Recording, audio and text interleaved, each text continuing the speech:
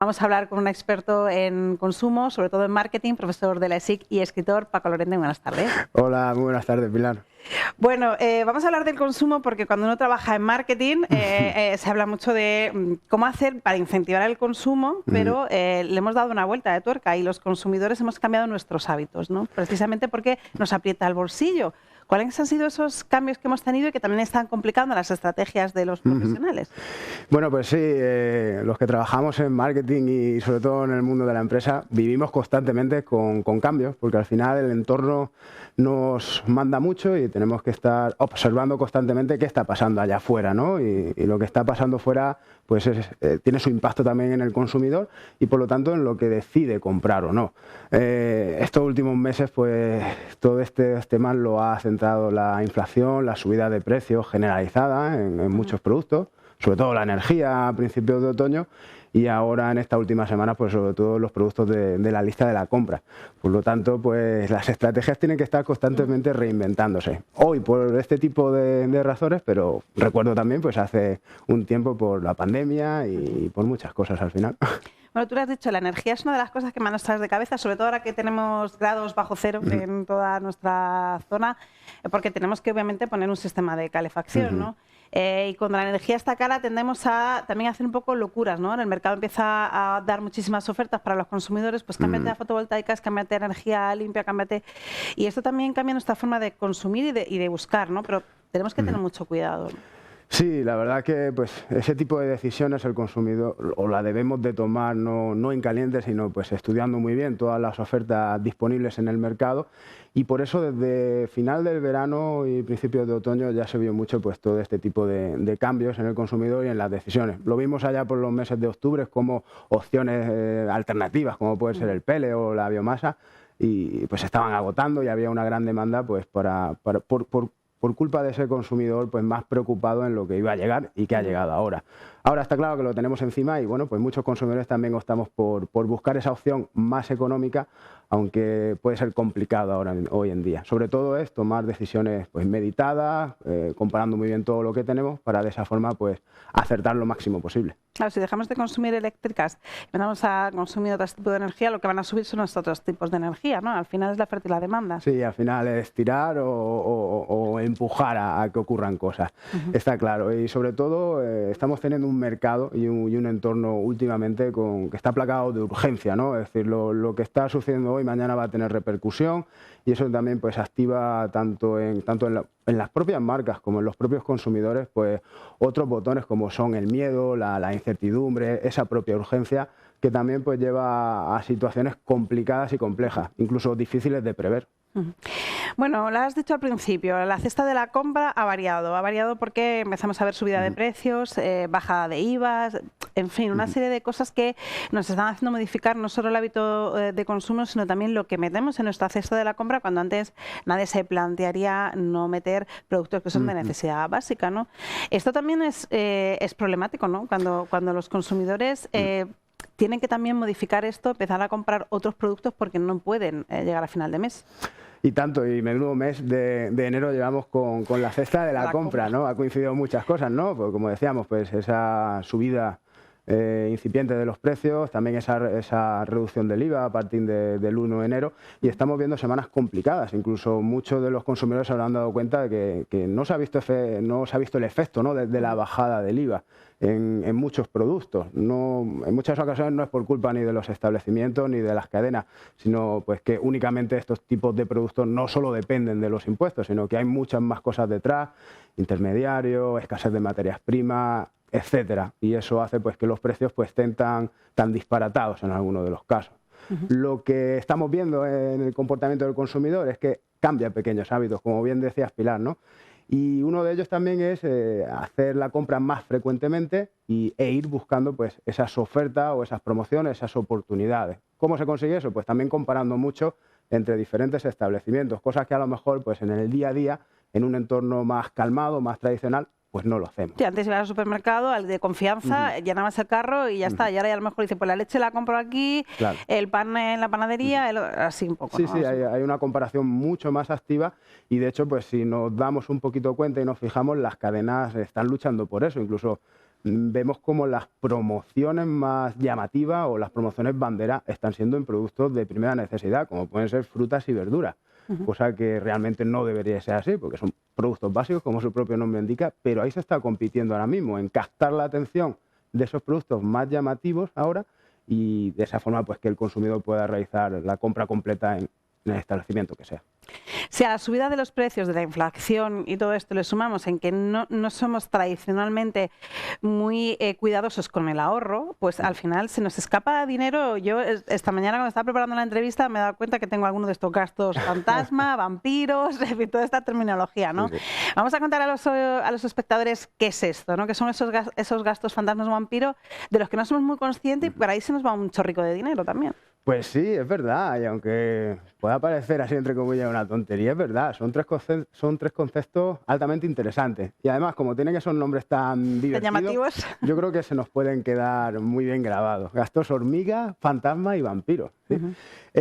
Bueno, los gastos hormigas son todos aquellos gastos que no son necesarios o que no tenemos por qué llevar en nuestro día a día, pero bueno, pues que al final incurrimos en ellos, ¿no?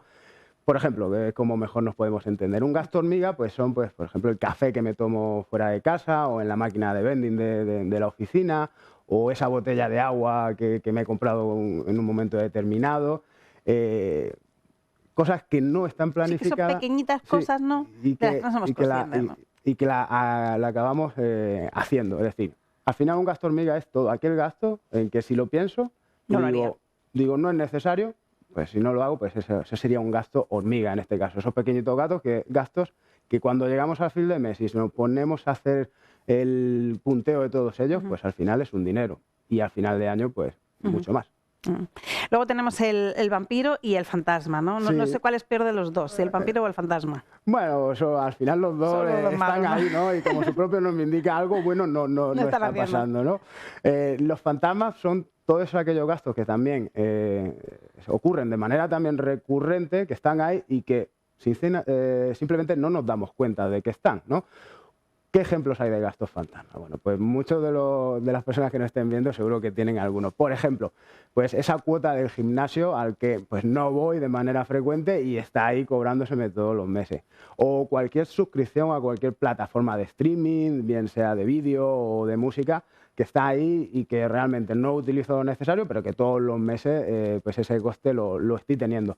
O incluso aquellas aplicaciones que tenemos descargadas en nuestro smartphone, que no nos damos cuenta, pero a lo mejor tienen un pequeñísimo coste mensual, pero que mes a mes está ahí. Sí, que al final del año es un dinero. Si contamos y nos llevamos ese listado al final de año, nos llevaríamos más de una sorpresa, verdaderamente.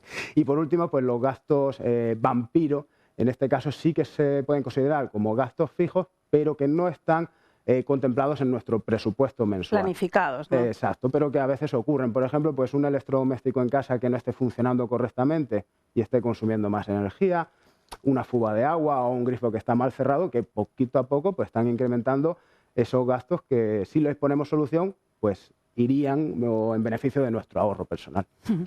Bueno, he leído que tenemos que tener una capacidad de ahorro de un 10% de nuestro sueldo y esto está siendo imposible para la mayoría de ciudadanos porque ya no solo por este tipo de gastos, sino por la subida. ¿Cómo podemos ahorrar? Es decir, no sé si hay algún truco o una varita mágica para poder ahorrar un poco. Sí, realmente es complicado, ¿no? Pensar en ahorro con las circunstancias que estamos teniendo en nuestro entorno. Es cierto que muchas personas han podido tener un poquito más de capacidad en el periodo de pandemia por los confinamientos, etcétera, pero ahora se está viendo también muy mermado en estos últimos meses, pues justo por lo que estamos diciendo. ¿Cómo podemos potenciar nuestro ahorro? Pues, por ejemplo, si recurrimos a estos tres conceptos de gasto hormiga, fantasma y vampiro, pues es tener mucha más conciencia de ello, ¿no? Justamente lo que estamos haciendo a la hora de ir al supermercado, ¿no? Pues tener conciencia y de ver qué producto está a mejor precio, en qué lugar está mejor, e ir haciendo esas compras más planificadas. A la hora de revisar nuestros gastos, pues tener a final de mes pues ese momento para nosotros y decir, bueno, a ver, ¿qué tipo de gastos estoy llevando a cabo y qué tipo de gastos pues el mes que viene puedo eliminar y puedo no hacer, ¿no? Y de esa manera pues que nuestro ahorro poquito a poco pues vaya mejorando. Con esto no queremos decir que, por ejemplo, esos gastos hormigas de tomarnos el café, de comprarnos una cajetilla de chicle en la gasolinera, los eliminemos radicalmente, porque no es así. Imposible, es imposible, claro. incluso no es beneficioso para nosotros, porque muchos de esos gastos también tienen ese componente emocional de hacernos sentirnos bien con una cosa cotidiana. Lo que sí que es importante es planificar, ¿no? Lo has dicho en varias ocasiones, es planificar, es decir, tomarte un ratito y a lo mejor no planificar absolutamente todo durante el mes, pero sí un poco los gastos fijos, ¿no? Para saber un poco qué margen disponemos también, pues para eso, pues para decir, pues hoy me tomo un café, hoy almuerzo fuera, o hoy me voy, quedo con alguien y me compro un capricho, o si el niño me está pidiendo esto, se lo puedo dar este mes porque sí que veo ahí que tengo un poquito margen, ¿no?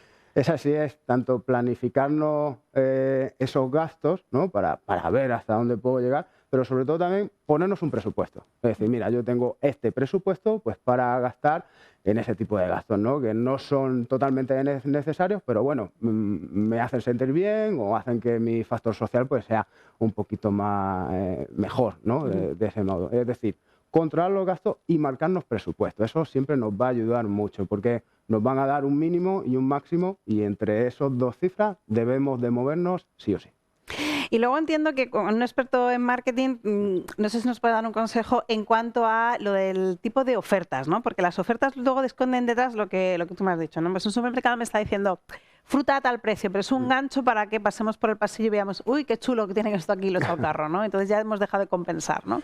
Sí, al final, pues bueno, pues esos son al final estrategias también muy comerciales que tienen las marcas y que al final lo que intentan es atraer. Es decir, lo primero y la primera regla del marketing es atraer la atención de mi potencial consumidor. Una vez que hemos atraído esa atención, pues vamos a ver con qué otras cositas pues podemos también agradarle y que ejecute muchas veces pues esa compra más compulsiva, poco meditada, y de esa manera pues al final el ticket es más alto y bueno, la marca gana y el consumidor también, ¿no? Porque se lo ha llevado a casa, pero a lo mejor ya entramos en ese ciclo, ¿no? De esos gastos que no estaban planificados. Tener mucha conciencia, tener tranquilidad a la hora de comprar, no ir deprisa y ir también pues meditando y pensando todo lo que hacemos. Es decir, si vamos en modo autómata o automático, muchas veces vamos a incurrir en cosas que no deseamos hacer. Bueno, ahora mismo tenemos unos consumidores un poco enfadados por todos estos precios, lo has apuntado al principio. Y que con la bajada del IVA nos ha repercutido en muchos productos y entonces estamos viendo en redes sociales cargar sobre marcas porque han dicho ha bajado el IVA pero este producto ha vuelto a subir, ¿no?